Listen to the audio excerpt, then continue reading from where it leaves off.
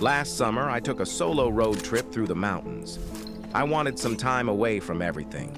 Just me, my thoughts, and the open road. I was driving late one night when my car started sputtering and eventually died. My bad. I managed All to good, brother. coast to the side of a You're bad too. desolate road, Yep. completely cut off from civilization. My phone had no signal, and it was pitch black outside. I remembered passing a small town about 10 miles back, so I decided to walk there and look for help.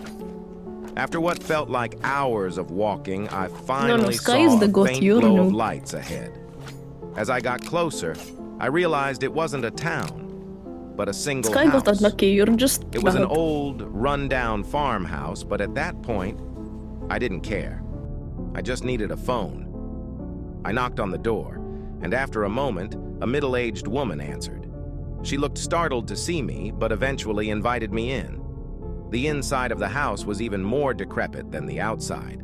The wallpaper was peeling, and the furniture looked like it hadn't been touched in decades. She offered me some water and let me use her phone. I called a tow truck, and they said they'd be there in about an hour. While I waited, I made small talk with the woman.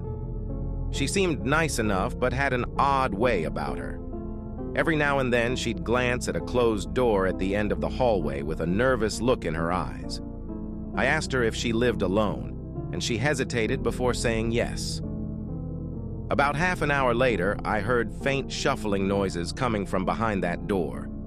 I asked her if she was sure she was alone. She laughed nervously and assured me it was just the house settling, but her eyes told a different story. Follow for part 2.